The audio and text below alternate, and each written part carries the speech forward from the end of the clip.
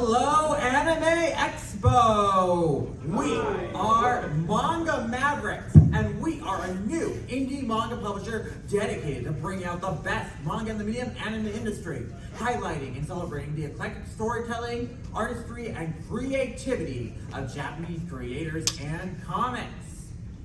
I am one of your hosts this afternoon, Siddharth, the creator of Manga Mavericks and operations director for Manga Mavericks Books, our new publishing venture co-founded by my partners here. Guys, introduce yourselves. Good afternoon, AX. I'm Michael Joko. I'm localization coordinator and marketing director of Manga Mavericks Books.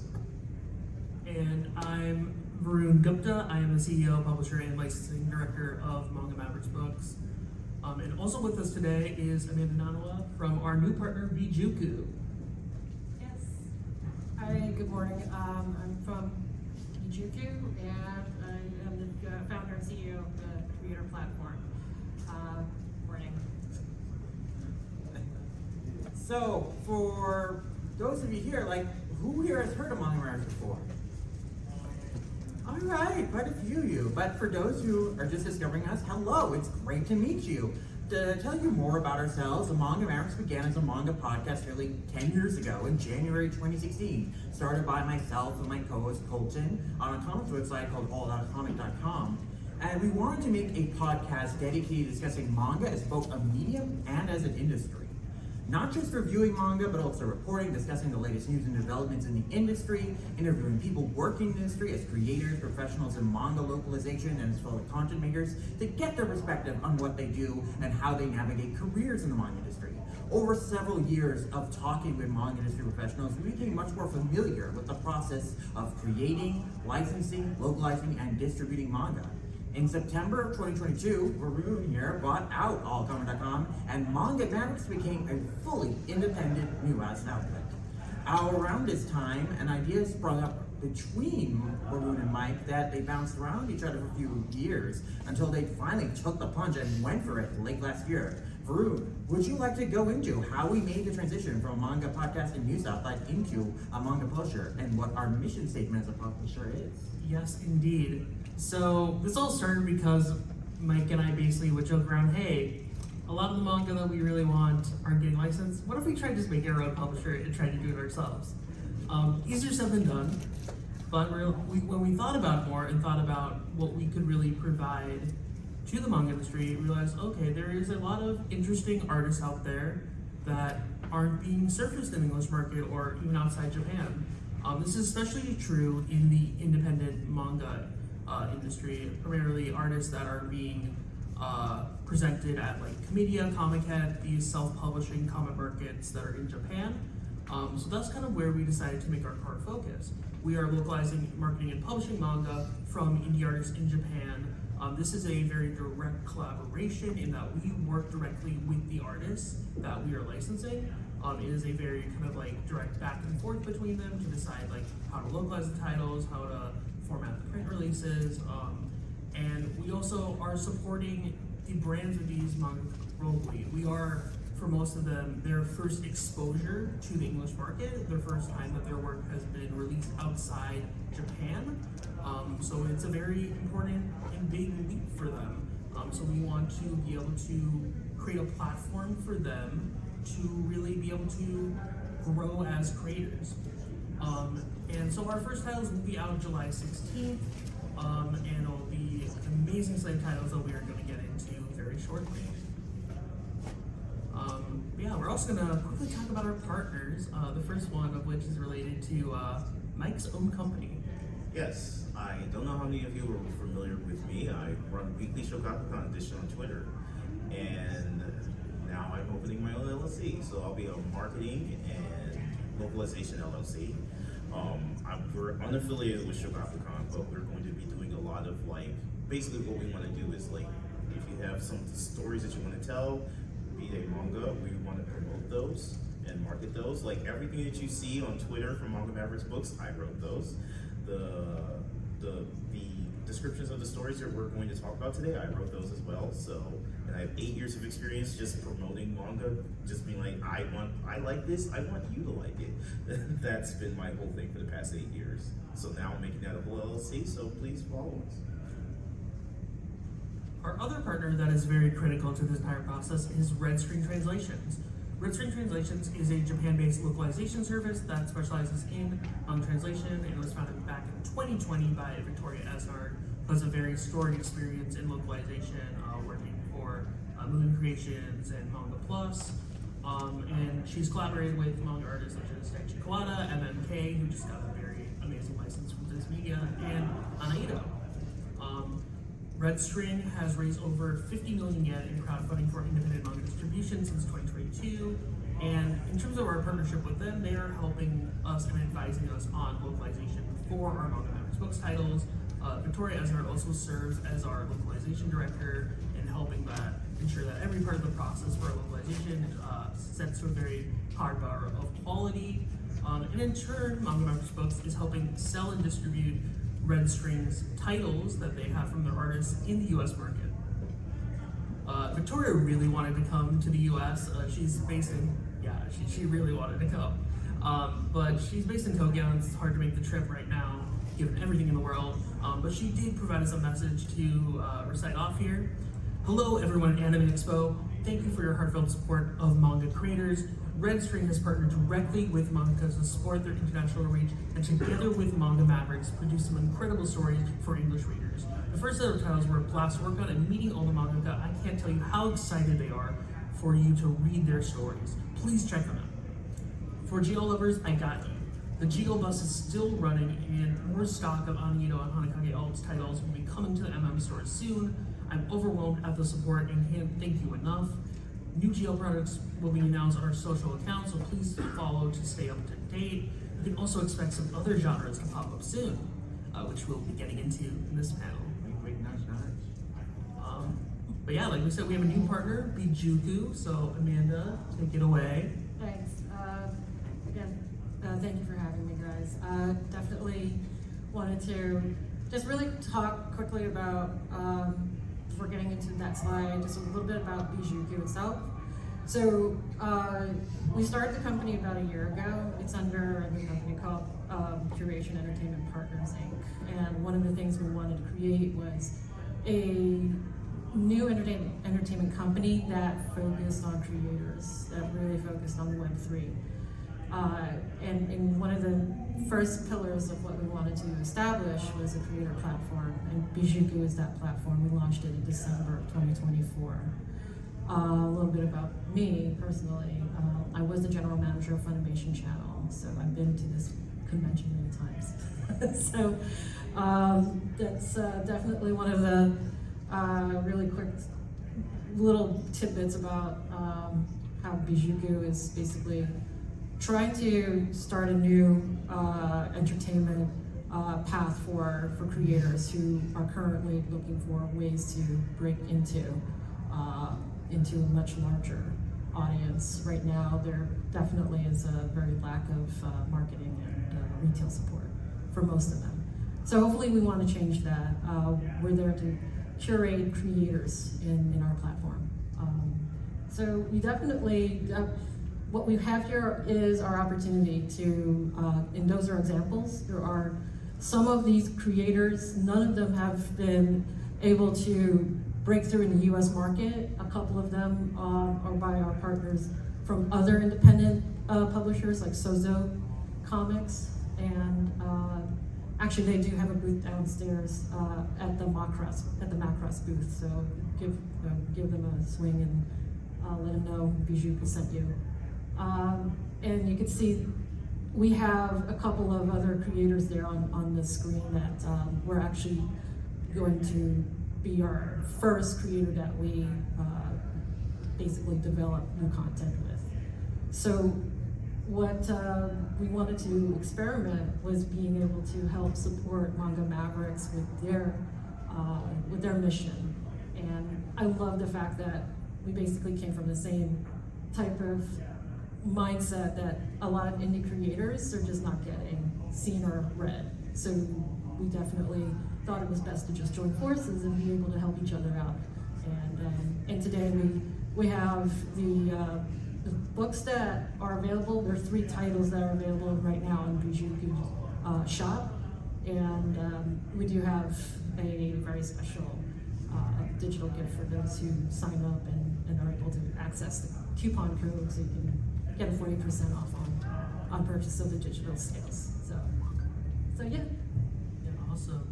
Yeah, Bijuku is doing really amazing stuff, and their vision and mission is like very similar to our own. So it just makes sense to collaborate. So I'm very excited for us to continue to move forward in our marketing and partnership here. But yeah, moving on to recapping our summer 2025 catalog. Now it's time for the fun stuff. Let's talk about some manga. And our first slate of titles coming out July 16. Starting off, we talked about our bond between ourselves and Bijuku. I want to talk and build a bond between you and us by talking about Bonds by Zenzo. This is an award-winning manga. It won the Japan Representative Selection and Candidate Award in the Goku Manga Contest in 2019. Now, if you know anything about the classic Chinese epic novel Journey to the West, then you know that it's inspired countless manga and anime, most famously Dragon Ball. But the Goku in Zenzo's Bonds doesn't just have a monkey tail. No, he's full A. And in this alternative take on Journey to the West, Son Goku and his traveling partner, the priest Sansu, have only just begun their long journey. But Sansu doesn't quite trust this wild monkey child just yet. And their already shaky bond is further tested when Sansu's misgivings lead him to betray Goku's trust and tear them apart. Will their journey be over before it even begins? Or is it true that adversity is what forges unbreakable bonds? Bonds is a classic buddy adventure story about learning to place your trust in others and how conflicts between friends only strengthens the bonds between them. Zenzo was the protege of Takafumi Adachi, the creator of Beyblade, Metal Fusion, the manga, and that shonen spirit and sense of propulsive action is reflected strongly throughout this story.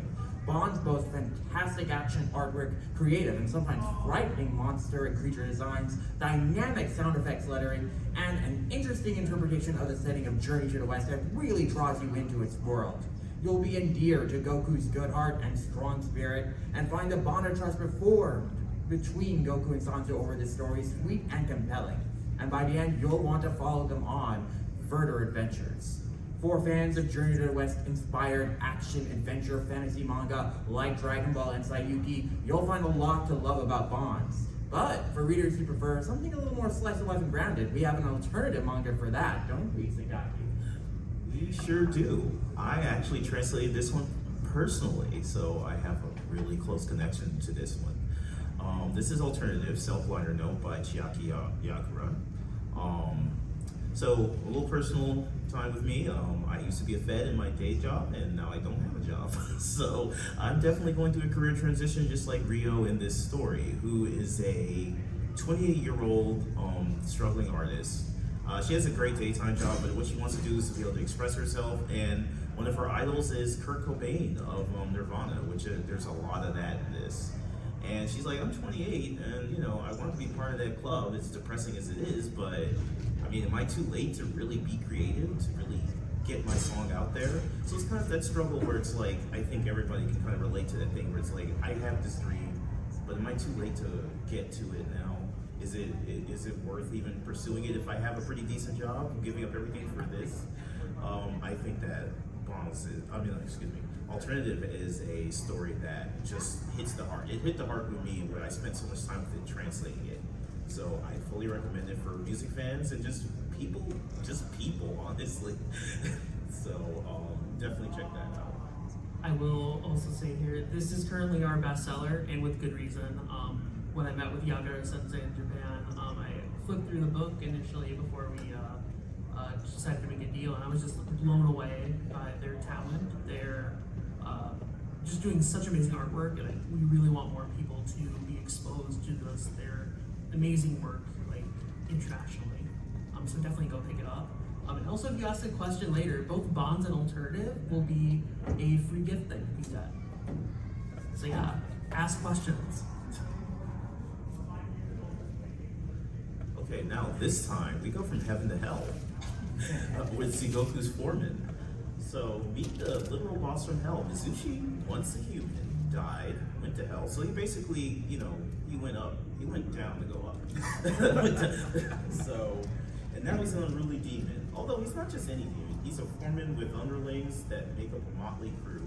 With magic sword and super strength and some hellish construction work, some hellish construction work should be a snap. Mizuchi and his crew are hell-bent on doing anything aside from their work. So this one's just hilarious. Like, out of all of our titles, I feel like this one has the potential to be the biggest. Because not only do you get a manga, you also get an LN. There are LN parts in this. And it's workplace comedy. It has a shonen action with the swords and a very distinct art style. Farun has often compared it to Has-Been Hotel. So it's very close to that and kind of has that spirit to it. Plus, Mizuchi is just the kind of guy that's like, he's a badass with a heart of gold. And it's just fun to follow this series as Nine Banta has done a really good job of shaping this world that has lore, but you could get into it for the lore, but it's also just, these characters are funny. Like, one of the first things that you can see up here is about shoes. And how much Mizuchi wants these shoes that he can't have. Yeah, among all our authors, Nine Banta has been like the most active in working with us. He's a big fan of America and Hollywood. One of his favorite TV shows is Beavis and Butthead, and you can actually kind of see the humor a little bit in Zigoku's Foreman. Also, to go back a slide, this cover was actually personally designed by Nine Banta himself. So yeah, he's done a ton of help in both marketing the series internationally and also just helping us with just our work on it. Other thing to note too is that there are actually multiple versions of Zigoku's Foreman. The one we have on display here is like one of the original, I think, print runs of the Japanese version. But there's now a wider ebook distributed version in Japan that only has the manga chapters. But like Mike said, we got permission from Nine Banta to also include the novel pages that are normally not like included in like the wider release, which was a huge grain of trust on Nine Banta's part. And also there were several of the pages that were done in color. So we got permission to release those pages in color, which none of the print releases in Japan have. So this will be like a first time instance where those pages have been released in color in print. So we're really excited to have such a unique release of this book. All right, now it's time to talk about some Yuri. Victoria said that we got Yuri fans, and boy, do we got you. Starting off with two spicy 18+ works from acclaimed Yuri mangaka Ana Ito. Now No One Lurks Beneath the Snow is a queer fairy tale set in a snowy rural Japan, focusing on the relationship between a nameless Cinderella-esque farm girl and a rich heiress named Kay who lives in her family manor that is always blanketed by snow. They start to bond after our poor protagonist delivers Kay some carrots to make carrot cream stew, and they soon start spending more time together, and it quickly becomes clear that Kay wants more than just the protagonist's cream. But with the pressures and expectations put on them from both their families, will the relationship be able to be more than just a fleeting fling? Both the protagonist and Kay struggle with their own loneliness and from dealing with their abusive families. The protagonist's adoptive family treats her like a tool, just to be used for labor, and physically and verbally abuses her when she requests just to be treated like a human being. Meanwhile, Kay is forced into traditional compact femininity by her mother, despite feeling more non-binary and being a lesbian. Anayo's breathtaking artwork of snowy landscapes, detailed interior environments, and beautifully drawn dresses envelops the story of two lonely people finding in each other someone who sees them and loves them for who they are. And there is a lot of fun, sweet loving in this book.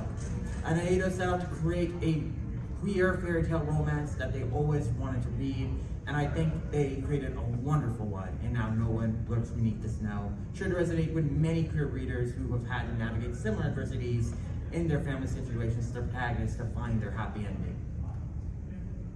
But for those who want something especially spicy, I'm talking like you're foaming at the mouth spicy, no further than this next book from Ana Ito, The Murderer and Her Runaway Desire. I like to describe this series as, what if Inside Out was a murder thriller Yuri between Riley and her emotions? And this series is set at a certain school where students are being killed one after another. The culprit? The teacher. The students are completely unaware. Only Desire knows the teacher is the murderer. In order to protect her secret, the teacher surrenders her body to Desire. But although Desire is mercilessly brutal, her cunning words and cunning actions push the teacher towards hedonism. The Murderer and Her Runaway Desire is an interesting psychological erotic thriller that you can think about more metaphorically than literally. The conflict in the manga is between the teacher killing off all her emotions and feelings to suppress them while being tempted into moral pleasures by her desire. But what holds her back from completely falling into depravity is her affection for her own sorrow, which she just can't let go of. Once again, gorgeously drawn by Ana Ito, with beautiful character designs and detailed and evocative interior environments, The Murderer and Her Runaway Desire is a thoughtful examination of a troubled person caught between feeling sadness and ecstasy in equal measure, punctuated, of course, with lots of explicitly kinky and hardcore lesbian sex. But for Yuri fans who want a title that's more safe for work, there's no better title than Hanagake All Senpai no Kohai, a Yuri romance between two co-workers in an office. One day, on her way to work, Sayuri Terazono suddenly spots an all too familiar back in the crowd of people in front of her. Though many years have passed since she last saw Risa, there's no way she would be able to forget her precious Kohai back in school. After all, Risa wasn't just any Kohai for Sayuri, she was special to her. But there's no way Risa would remember her after all this time, right? This is a manga where you see the senpai head over heels and flustered for her feelings for a Kohai, which is kind of rare in that dynamic. But it is a very sweet story about someone who feels unconfident that their love will be reciprocated, realize that someone has been watching and paying attention to her all along. And for fans of senpai Kohai romances like Kaze-san and Whisper Me a Love Song, as well as fans of Office Yuri romances like Donuts Under a Crescent Moon and Aya is in Love with Hiroko. This is another really sweet Yuri between adult protagonists dealing with the pressures of the workforce as well as finding love right beside them that is sure to endear and you'll fall in love with. And that about does it for our titles we've already announced coming out this summer. Now we're gonna get into some announcements. Indeed. So, our first announcement is I'll see you at NBC Studios, a red string title. So, at NBC Studios, run-of-the-mill animator Inojima is troubled. He can't get his favorite soda. The young production assistant keeps confessing his love to him. No big deal. And is this a one-sided romance between him and Kano, or is it something that they had to work towards frame by frame? So I read through this one, and it's a lot of fun. It feels like the kind of thing, the artwork and the humor feels like the kind of thing that if Hiromu Arakawa, Fullmetal Alchemist, were to draw BL, it would be something like this. It's very dry but over the top. And I think it's comparable to series like My Boss is Goofy, and like New Game, where it's like, it's not exactly a full-on like spicy romance, but it's just a lot of funny vignettes between the characters, and you get to learn a little bit about the animation process as well. Our next license is First Time in Taiwan, A Delicious Adventure by Mutayuki. Tour the delicious styling of Taiwan from your manga library with First Time in Taiwan, Delicious Adventure, told through the visage of cute animal avatars. This delicious manga traveler follows the journey of mangakas trial by taste as they explore new land via both illustrations and photography. Readers can pull up a chair and enjoy the deliciousness in this release without the need to worry about calories. So this is, like the description says, Mutayuki is very good at drawing these super cute animal like illustrations and avatars. And so this was an essay manga that they made when they were traveling to Taiwan and they just were trying a bunch of food. It's kind of like really adorable in like how it looks. Like whenever I look at it, I just start getting hungry because of like how good the food looks. And then the animals are so cute. I mean, if you're an animal lover like me and also love food, it's a good combination. cute animal cooking manga, we are eating good. Indeed. Mochiyuki was like so excited to have their work licensed in English, and they actually really wanted to come to Anime Expo this year, but couldn't make it work out. But they did provide us a message to share. To have this opportunity to have my manga translated into English and read outside Japan is a huge honor. I drew this manga's experience of traveling through Taiwan and eating tasty foods from the point of view of a Japanese person. I took special care to depict the individuality of the staff I met on my travels as well. I'm incredibly happy that this manga can convey to readers the slightly mysterious and alluring vibe of Taiwan's foods, but the most important thing is that you have a good time reading it. And they also, I don't know how they had time to do this, but they also did a custom illustration for us for Anime Expo. So we're extremely grateful for Mutiki for all their help, and we're very excited to bring this over to fans in October of 2025. Yes, this one's another one I translated. So this one's Great Metal God by Iwakuni Kogyo. Jump into the cockpit of a sci-fi like fairy tale of colossal proportions. In Great Metal God, an unknown steel visitor descends from the heavens, leaving destruction in its wake. Mankind's struggles are in vain before the metal marauder. However, salvation comes in the form of a unlikely source, an ancient ritual and a young girl's resolve, told almost completely without text. Instead using page after page of incredible artwork, readers will fall to their knees before the metal god's advent. This one's coming out November 2025, and the artwork is amazing.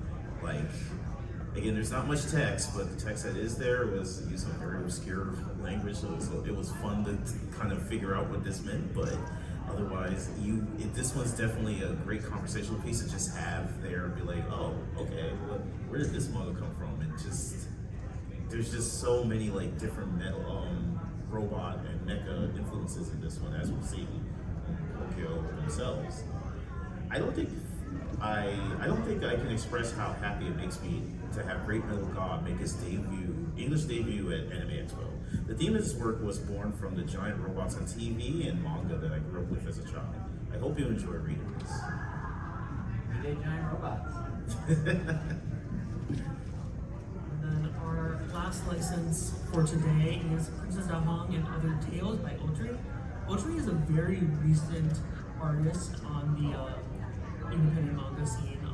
I discovered them at Comedia back in February, and I was just like incredibly impressed with their artwork. So what we did here is that this is actually a collection of multiple different stories that they've done over the past year. In the whimsical, beautiful, and very dangerous world of Princess Dahong, humans live alongside bizarre creatures. This anthology spins several fairy tale-like stories where ordinary people and the supernatural intersect. From puppets with minds of their own to bizarre dragons with human faces, each page of this beautifully illustrated anthology will surprise and delight readers. So like this is like heavily influenced by like Chinese mythology, and so there's a lot of like very interesting stories in here that you kind of don't necessarily see in like a lot of manga. I'd say the closest comparison you can really think of in some ways is Kitaro if it was more on like Chinese folklore instead of Japanese folklore. The other thing, like I mentioned here, this is kind of a collection of a lot of different stories Audrey has done. Originally, the book that Audrey released with the previous cover had only about 30 pages. But when we were talking to Audrey Sensei about it, they brought up the idea of collecting their other Comedia releases into just one book. So we just said, okay, we're technically just going to license 3 separate releases and make it just one big anthology for English readers. And as you can see here, the artwork is just amazing. It kind of uses that very like fairy tale like storybook type vibe. And yeah, it's such a great read. Audrey also provided us a message. It's a great honor to have my work featured at Anime Expo. Generally speaking, I only started drawing manga with Japanese mythology and Chinese folk tales as a hobby last year, so I don't have that many works to speak of yet. However, there's a ton of tales I want to tell and stories I want to draw. In that vein, I'm fortunate for this chance to have this work translated in English for many readers to read. So we're very excited to bring this over. It's going to come out December 2025. Look forward to picking it up. That's not all we have to announce. We also are adding a Substack manga catalog to our Substack newsletter. Currently, we have a manga newsletter for Manga Mavericks, which is kind of like a hodgepodge of all the different updates for our podcast division, our news division, and books division. What this will be is that you'll be able to read select manga on our newsletter when you're a paid subscriber for only $4.99 a month. And in addition to that, you get over 7 years of exclusive bonus podcasts that Siddharth and our team have made over the years, and early editorial content that we do with mangaka, editors, and other people in the anime manga industry. And this includes stuff I've written for Weekly Shogakukan edition as well, because we're also interviewing mangaka and people in positions in the Japanese entertainment industry. Yeah, exactly. So this is going to be just a great, general manga entertainment catalog for you. And so we will be launching this manga catalog with the first 2 chapters of Zigoku's Foreman on July 16th. So if you want to get a taste of Zigoku's Foreman before you pick up a print release, this is a very good way to do that. But where can you buy your books? You can buy them on our web store.mangamavericks.com, on Bijuku digitally for the ebook versions. Also, Merry Manga Co., merrymanga.com is also selling the print release. And then we'll also be on most major ebook platforms everywhere, including Amazon Kindle, Google Play, iBooks, you name it. So yeah, wherever you find most convenient to pick up our books, definitely do so. And to celebrate AX Weekend, we have a promotion. So currently on the Manga Mavericks store, it's 25% off all print books up through the end of the day on July 6th. And yeah, if you have been holding off and buying a book, or you've been interested in any of the books that we presented here, they'll all be up for sale. And yeah, you take advantage of that sale. And then we also push on Bijuku that Amanda can speak of. Yeah, we have a 40% off sale. It's really just an AX exclusive. So actually, I think it's missing a dash after the U and a K. So it's bi-ju-ku.com. So you go there, and you basically would need to either create a free account or subscribe. There's a 14-day free trial to subscribe to the site. But there is a 40% coupon that you will be able to access once you subscribe.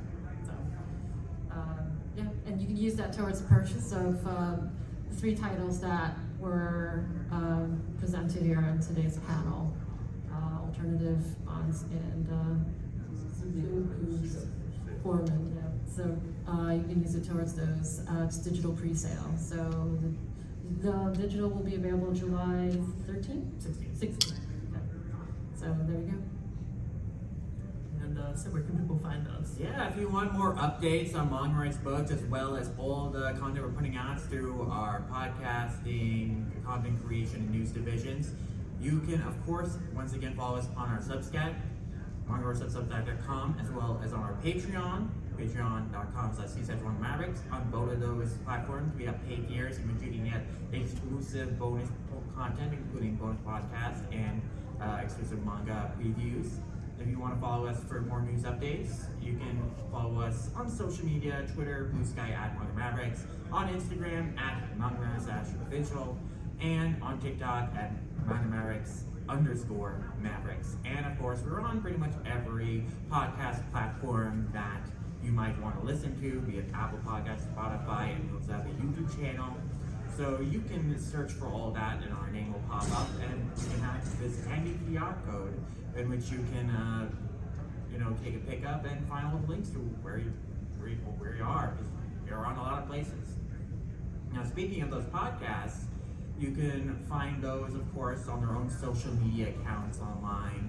And these podcasts, of course, boost our main Manga Mavericks podcast, where we discuss manga as a medium, as an industry, a podcast on specific series, like the Demon Slayer podcast, Another Day, Another Adventure, a podcast that Mike does with Colton on Dragon Ball, and Lum Squad, a podcast dedicated to the wonderful wacky world of my favorite series, Haruka Takahashi's Urusei Yatsura. We also have some category-focused podcasts, like So Do You Want to Read Manhwa, and Saturday Night Shogi, another passion of Mike's focused on the manga and anime produced by Shogakukan. But that about does it for our presentation. And now it's time for a Q&A session. Come up, and remember, if you ask a question, you may come away with alternative or bonds. So yeah, line up at one of the mics and ask away whatever you want to ask us. Hoi there. Where does the name Bijuku come from? This is kind of fun. We came up with, because the concept was to be like this end-to-end service of a platform to get mentorship for creators, along with having to be able to get creators assistance along their path, their journey. So Juku is basically a play on words for cram school. Yeah, so, and B is like, ooh. Yeah, so that basically became this thing that we wanted to play around with. And when you go to the website, you get that sense, that vibe, that this is a school-like setting. So it's basically, think of it as like a sandbox for creators. So, and building community as well. So. Oh, that's interesting. I thought the B was really beautiful because of Oh. in Japanese, so. And then, question more on the Manga Mavericks side. Is there any plans currently to try to get some of your books that you're publishing into like physical bookstores, or not yet? There is. We are actually talking with retailers in a few different markets. And in fact, I think we do have some books stocked at the Yes. Yeah, we can actually confirm that. Yeah. The Beguiling in Canada will be stocking us. But as far as US goes, we are actively talking to multiple different retailers to stock us, and also working to get a wider distribution with the distributor, so we can just like ease that entire process. Thank you. Yeah, just pick one of those. Bonds or alternative, whatever's your pleasure. Okay, hello. So my question is to Manga Maverick. I'm curious, how do you guys choose a artist? And does the artist, the mangaka, choose you? How do you go about it? What's the process? Basically, if they look cool, we just. But no, in more seriousness, essentially it is that we just Varun went to Japan. He picked up a couple of books and he thought that looked interesting. Then, because I can read Japanese, he just kind of said, "Hey, read it." I mean, he has a pretty good grasp on it, but he just kind of said, "Read it. Is this something we could release?" I read through it. And it's like, yeah, okay. Then we go from there. Yeah, like basically, since like our partner Victoria from Web Serena is in Japan, we're in a good position where she's often able to meet a lot of these independent mangaka at these conventions like Comedia or Comic-Con. So she usually gets like a kind of feeling of like, oh, are they interested in English release or not? She sends the books to me to give a first pass, and then we send it to Michael to give the final pass and say on whether it's somewhere we should try to pursue. And yeah, so it's a very kind of like chain process. But at the end of the day, we want to license stuff that we like, but also something that is also manageable to release in English and that there is like at least a market for it. Oh, wait. So my question to you is, as a follow-up to her, you guys just basically oh, this looks cool, and oh, no one's picked it up. Oh, let me try and do something with it. That's basically your system? It very much is to start out. That simple. Yeah, I didn't like Everyone run down and get to these guys now. I don't know what you're waiting for if you're a manga creator. I don't know what it is, but yeah. I mean, these guys are good. The important thing to note with like independent manga creators too is like a lot of them haven't maybe thought about English releases before because they're still developing. Every artist is at their own like pace in their journey. So Some of these are just hobbies for them. yeah, like a few of these people have like design jobs or other jobs in their free time. So part of like the initial content process is explaining why we think you should release your manga in English and why we should be the company to do that. So we usually send them a portfolio, kind of explain like our marketing pitch, make sure that they are very visible to the entire process. Because for them it's a huge risk, like trusting their work to someone else. So we want to make sure they're as comfortable as possible working with us, really. Fantastic answer. It's a simple process, but It sounds like it works really well. Yeah. Hi there. So, I know you said before that you focus primarily on independent manga. I know that Redstream also works directly with other manga companies, like you said, Manga Plus and stuff like that. So, I guess my question is, if you work with a indie mangaka who also works with a publisher, would it be possible to work something out with them, or are you just focusing on purely stuff like doujinshi or smaller wares? So we are open to working with publishers. Part of our initial goal though is to kind of highlight these independent creators. A few of our creators like Zenzo and Fujiyuki have had works with publishers. Zenzo just had a serialization, get a volume release through a publisher. But for those types of titles, we would have to go through the publisher for those, which we're open to doing. But we also want to give them an opportunity to present these works that they're doing in their free time to a new audience, where normally you don't have a lot of publishers that go after doujinshi. There's a few publishers in the U.S. that do it, like Glacier Bay Books, Starfruit Books, but there's only so many titles you can pick up as one company. So we want to help kind of address that gap in the market and help bring more of those titles over. That makes sense. Thank you. Thank you. Hi, for the Zamoku Foreman manga, he said that the physical release would have a few full color illustrations. Would those also be included in the digital release? Yes, they're in the digital release. Okay. And will it be in Mijuku? Yes, that will Yes, be too. it is on Mijuku, yeah. Thank you very much. Does this work? Yeah. Yeah, we can hear you. Okay, so I have a question.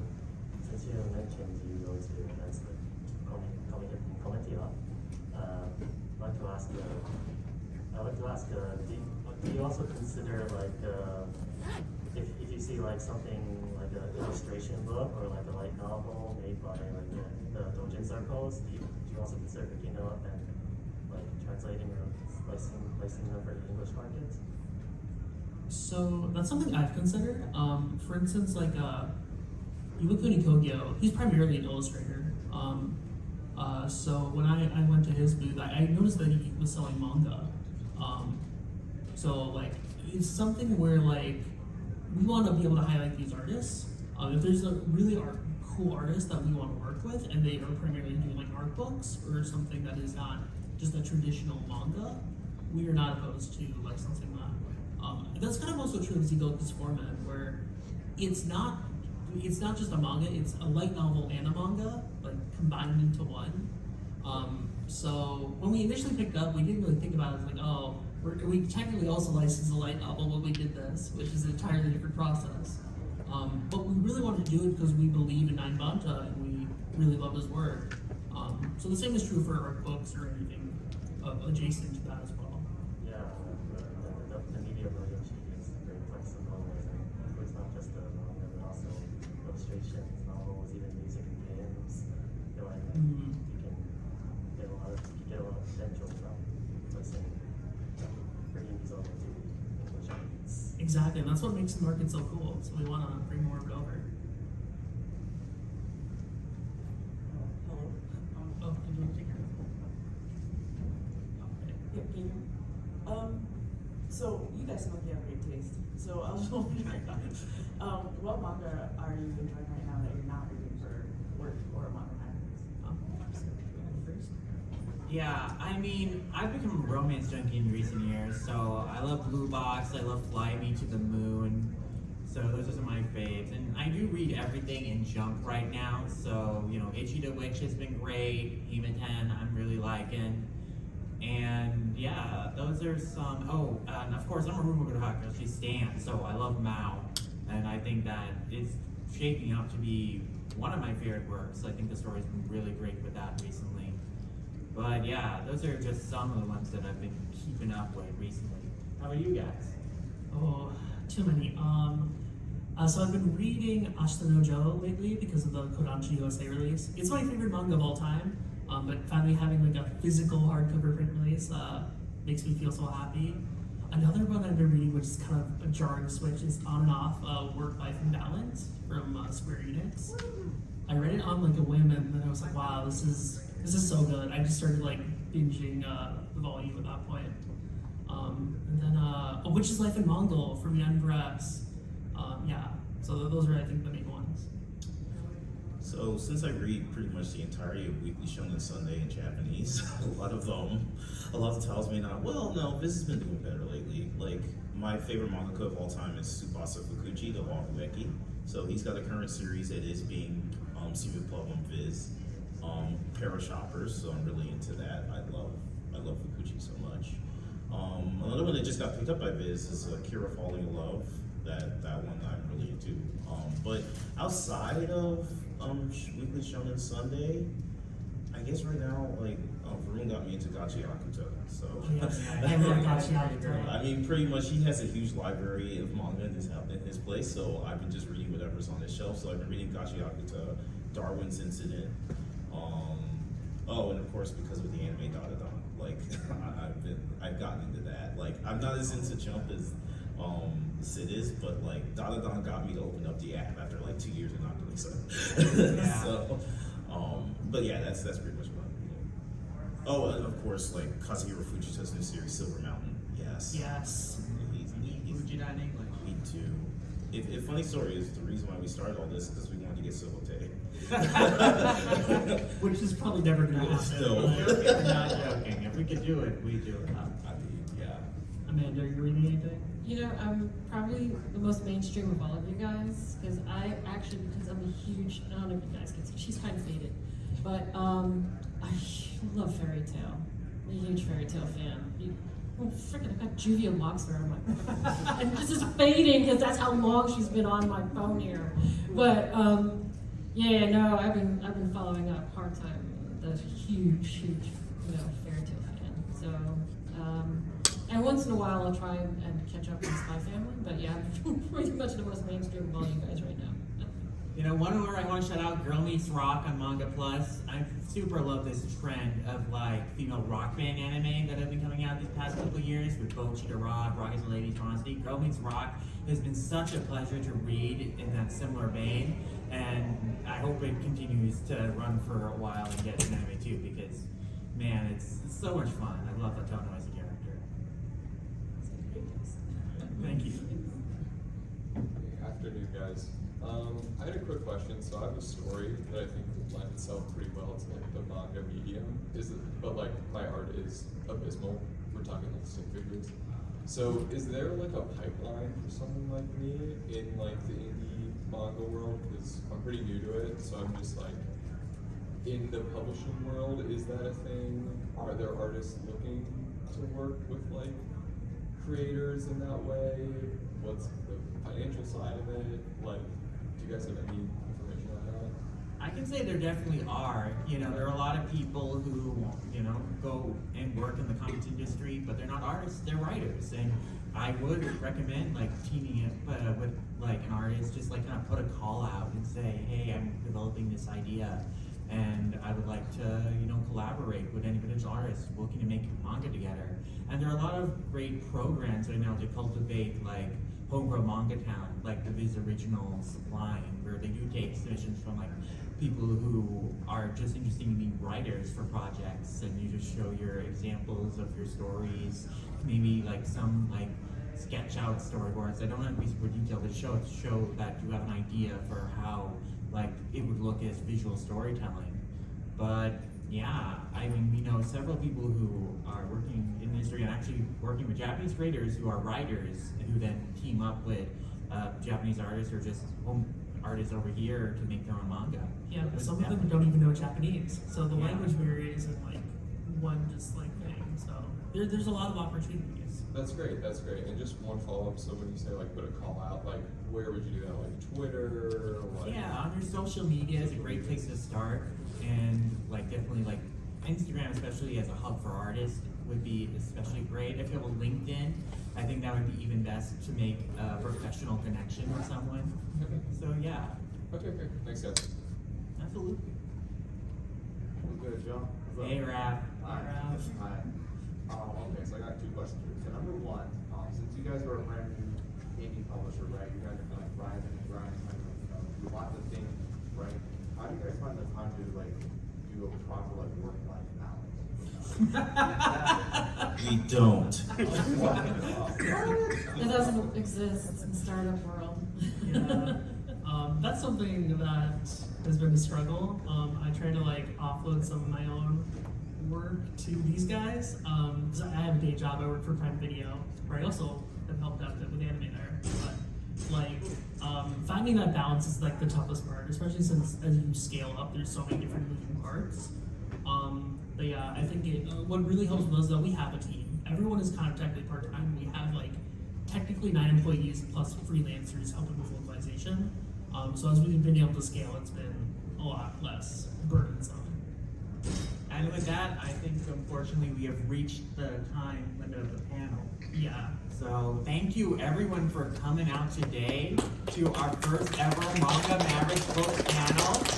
Hopefully we infuse you guys with some of our upcoming titles, and definitely stay in touch because we have lots of plans to put out even more great manga in the future. Yeah, and if you have any questions for us still that we haven't been able to get to, we'll be around for a bit, so just come up to us. Yeah.